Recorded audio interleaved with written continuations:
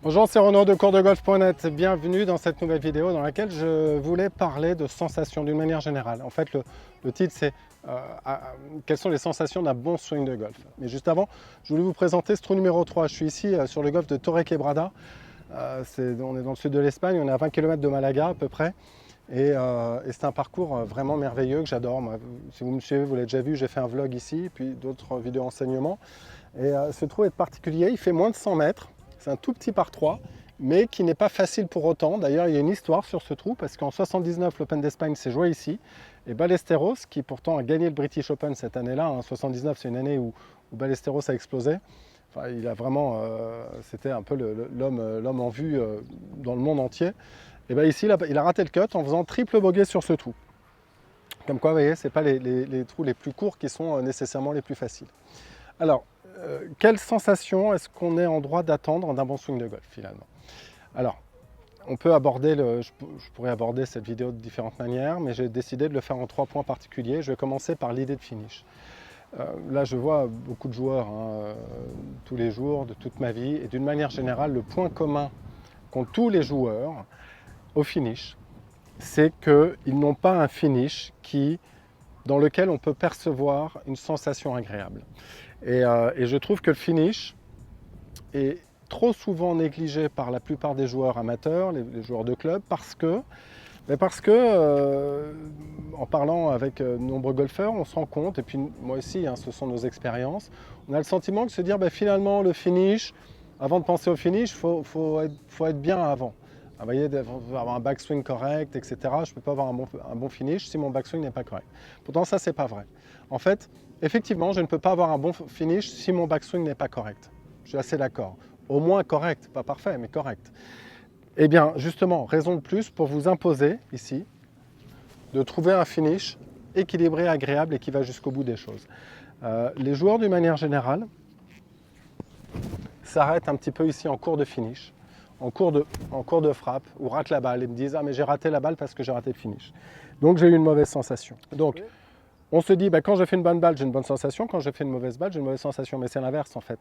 C'est parce que j'ai fait une bonne sensation que la balle était bonne, ou c'est parce que mon swing m'a donné une mauvaise sensation que de toute façon, c'était voué à l'échec. Donc, première sensation absolument indispensable, c'est la sensation de finish ici. Je veux que vous ayez ici une sensation, la sensation la plus équilibrée, la plus agréable finish. Vous voyez que là, je ne pense pas du tout à la prise d'élan, mais simplement mon finish. D'ailleurs, je regarde l'écran, ça peut être un des exercices que vous pourriez faire dès à présent. Regardez la cible, prenez juste très peu d'élan et cherchez ici le finish le plus agréable possible. Et ce finish, il est agréable à partir du moment où il est équilibré, déroulé vers la cible. Bref, je me retrouve dans une position qui ressemble à la position debout, ici quasiment, peut-être un peu incliné comme ça dans le cadre d'un swing de golf. Donc je regarde vers la cible et ce qui m'intéresse, c'est de sentir un finish ici complètement équilibré, sans tension, sans douleur, sans sensation particulièrement désagréable. À l'image des champions, quand vous regardez les champions, on voit vraiment que ce finish est agréable. Vous voyez que ici, là, mon corps n'a pas de tension particulière, je ne me suis pas infligé quelque chose de désagréable. Donc c'est la première étape et c'est très important parce que dans ce finish, c'est là où il y a l'extension des bras, c'est là où on perçoit l'envie de lancer du joueur. Ici, vous voyez que là, j'ai une sensation agréable. Mon club passe tout seul. On se rend compte que j'ai des bras qui s'allongent justement parce que j'ai déroulé et que tout mon corps est vers la cible. C'est la première sensation, je veux vraiment que vous ayez ça. Deuxième sensation, on va remonter un petit peu plus haut dans les sensations, c'est la sensation de la tête de club. En fait, c'est toujours un petit peu difficile de dire si c'est mon corps qui a entraîné le club vers l'avant ou si c'est le club qui a entraîné mon corps vers l'avant. Je ne sais pas. Certaines personnes ressentent dans ce sens-là, d'autres dans l'autre. Mais ce qui est certain, c'est que le club ici doit être parfaitement libre, en inertie. Il doit créer un balancier. J'ai un club qui balance librement de l'arrière vers l'avant. Vous voyez que cette liberté, cette non-contrainte, elle est exactement la même dans le swing de golf. Même s'il y a un peu plus de vitesse, même si on peut mettre beaucoup plus de vitesse, ça n'a pas d'importance, ça ne joue pas sur l'idée de balancier. Vous voyez que ici, je suis... Non. Oui. Là, j'ai senti ce balancier libre et sans contrainte autour de moi. Et on va faire d'ailleurs un focus particulier sur la sensation de la tête de club. La tête de club, vous la ressentez par les mains. Les mains sont légères. Je ressens mon club léger, j'ai un grip qui est précis mais léger, très détendu, les bras sont détendus.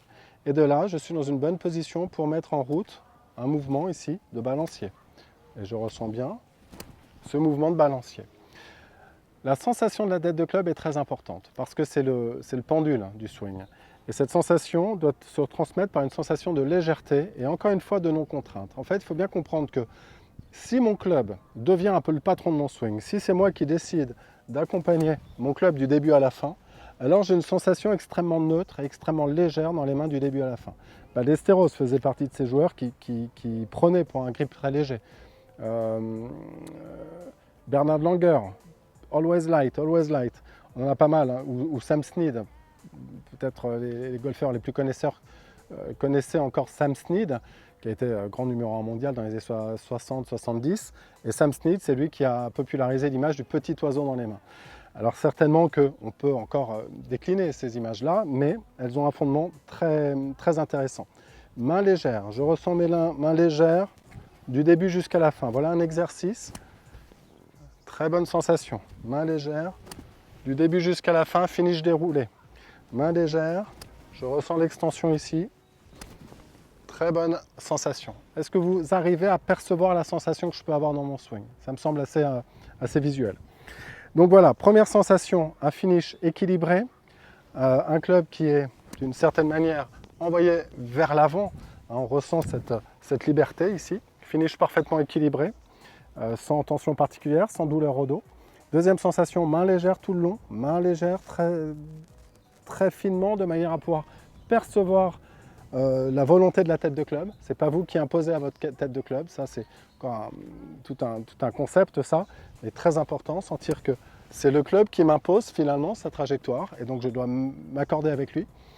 Et dernier point, c'est le corps. D'une manière générale, beaucoup de golfeurs que j'ai en cours se plaignent de douleurs, de tensions, d'à-coups comme ça dans le corps qui ne sont pas forcément agréables. Alors sachez une chose, c'est que toutes ces sensations-là sont forcément synonymes de faute. C'est-à-dire qu'à partir du moment où j'ai un à-coup, c'est peut-être un problème technique, c'est peut-être un problème d'intention, mais il y a une faute. Donc éliminez complètement toute sensation de tension, de crispation, d'à-coup, de douleur, pourquoi pas, dans le corps. Ça c'est extrêmement important. Et le problème, c'est que bien souvent, on a envie tellement de guider notre club de telle ou telle manière, parce qu'on pense que c'est comme ça qu'il doit fonctionner, qu'on en est à accepter ces douleurs-là. Mais dans aucun sport, dans aucune tâche du quotidien, vous acceptez d'avoir mal. Quand je porte un seau qui est lourd, je ne vais pas accepter de le porter comme ça. Non, on va se détendre et on va se dire, là, il est moins lourd, je fais contrepoids avec mon corps et je ressens que le seau, il est plus agréable à déplacer comme ça. C'est la même chose au golf. Et la sensation du corps que vous devriez avoir, pour le moment, laissez complètement de côté l'idée de vouloir contrôler votre corps. Ce que je veux, c'est que vous éliminiez votre corps, que vous éliminiez toute sensation qui peut me le rappeler à lui. Je l'élimine complètement. Je me dis que là, la seule chose qui m'intéresse, c'est mon équilibre à la fin du geste, c'est des mains légères du début jusqu'à la fin, je sens les mains légères, et je fais mon geste avec la sensation d'avoir éliminé mon corps. Je sens bien que mon corps est parfaitement équilibré, que j'étais détendu, que je n'ai pas eu de compensation qu'on connaît tous très bien, ces compensations désagréables. Enfin voilà, mon corps a disparu dans mes sensations. Il est très agréable, mais très peu présent finalement. Très peu présent parce qu'il n'y a pas de tension, il est exempt de tension et j'ai très envie de taper cette balle. Allez, on y va, j'ai un sandwich là puisque je vais faire un coup de 95 mètres à peu près. Et je vais m'appliquer à avoir la plus belle sensation possible sur ce coup. Plus belle sensation possible sur ce coup.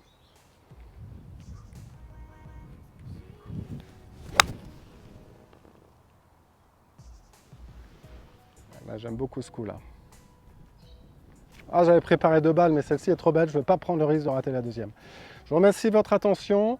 N'oubliez pas, pour ceux je ne sais pas s'il y en a encore beaucoup qui regardent mes vidéos, qui ne sont pas abonnés à ma newsletter, cliquez sur le lien dans la description par exemple. Je vous remercie de votre attention et je vous dis à très bientôt dans une prochaine vidéo.